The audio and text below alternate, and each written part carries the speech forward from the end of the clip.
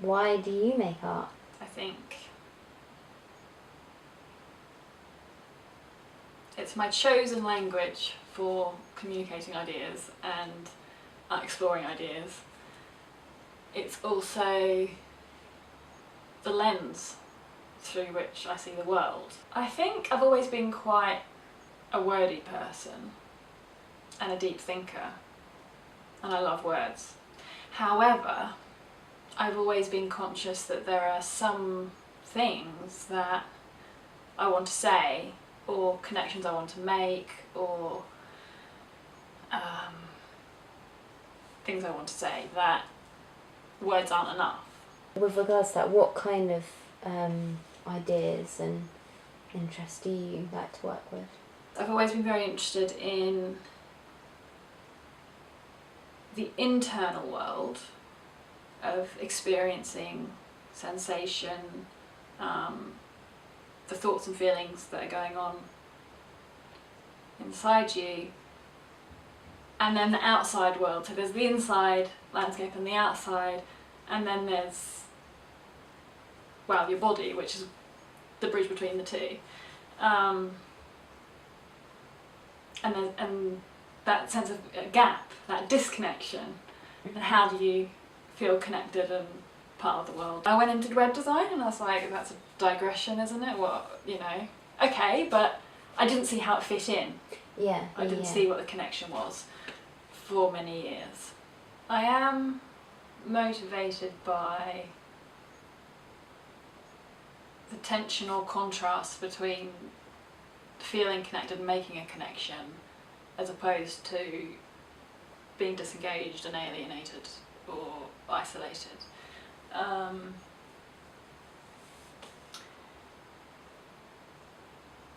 So I think that is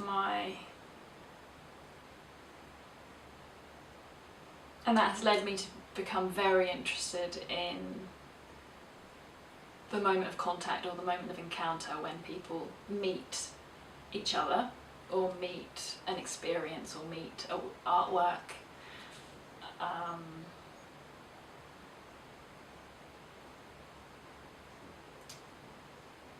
Or meet a website. I wrote a paper about it because I just had to get it out of my head, called Art Inspired Problem Solving for the Digital Age. Wow. And it was because I was doing this business networking, and I knew quite a few business coaches, and everybody was, and also I was I was also talking to academics at universities and things, because I'm quite interested in the idea of art as a tool for engaging and communicating complex ideas to the general public in an accessible way. I was hearing people talk about public engagement and all the how do I make an impact, how do I engage people, and I just, all these problems, how do I build relationships with people that I want to work with, or how do I build relationships between things. And I was just sitting there one day, and I realised that the answer was obvious to me. Like, it might be different each time, but I was confident I could find the answer. Why was that? Yeah. And I realised it was the art lens. Art has the answer. You've just got to use the art process to find it, you know. Yeah. It's not like it's pre-packaged. Yeah. So I wrote this paper about how, almost putting the art lens on it, what does art as a process, as a finished piece, have to tell us about how you engage people and build relationships and make an impact. Yeah. And create a memorable experience as well. Yeah. So I think that was the turning point when I realised I had to combine the two worlds of art and business, because they're combined in my head. Yeah. And things started falling into place then. What materials do you use? I said that I have always been quite wordy, so I have always written for myself. I process it, I release it, I capture it, I communicate it through words. And yes, no longer am I attached to this idea of, well, if I'm not presenting it, is it art?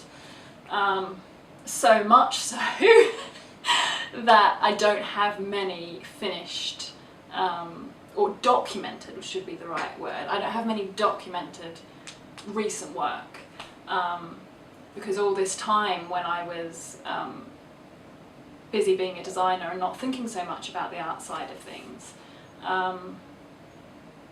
I was still being an artist, I was still processing the world in an artist's way, I was still exploring words and imagery and things, but never so much developing anything through in the way that you would to present it or demonstrate anything. Yeah.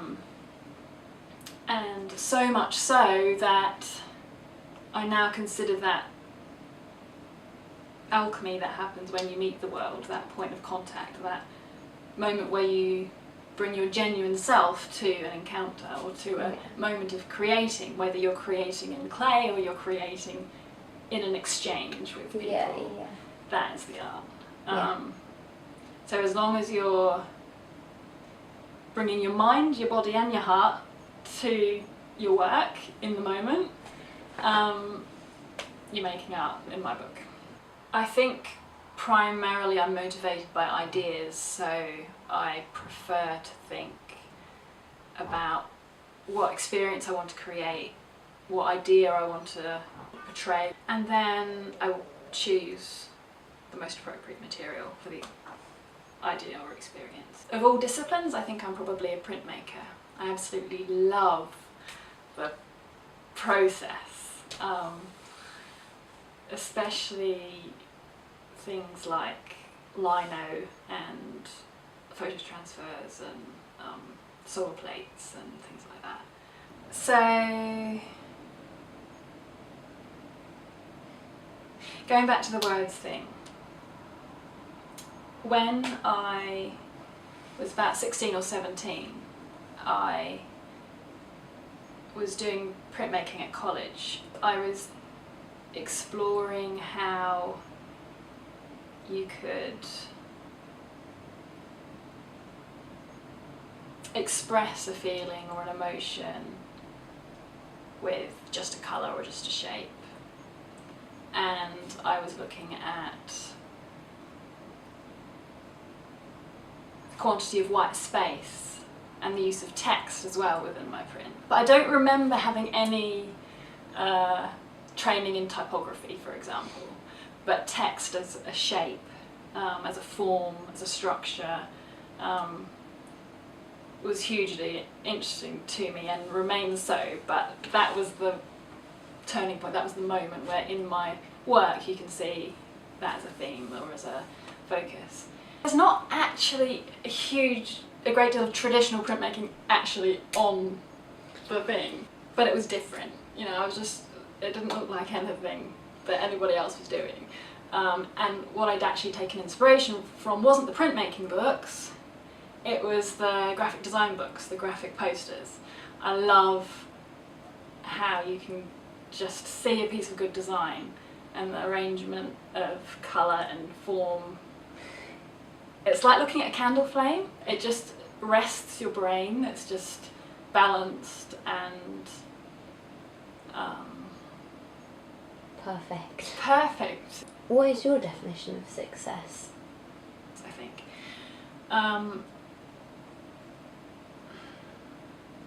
I think what is very important to me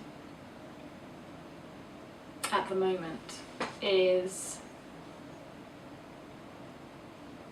that I feel successful when I've developed something through a process, so you can see the beginning, the middle and the end, and you can see a progression of something. So there's a narrative, a story. And I feel successful when I can demonstrate that growth from seed to tree, or garden. And I think a successful person or a successful artist, or same thing, is somebody who is able to have integrated what they've experienced or learned to such an extent that they can then share it and communicate it with others.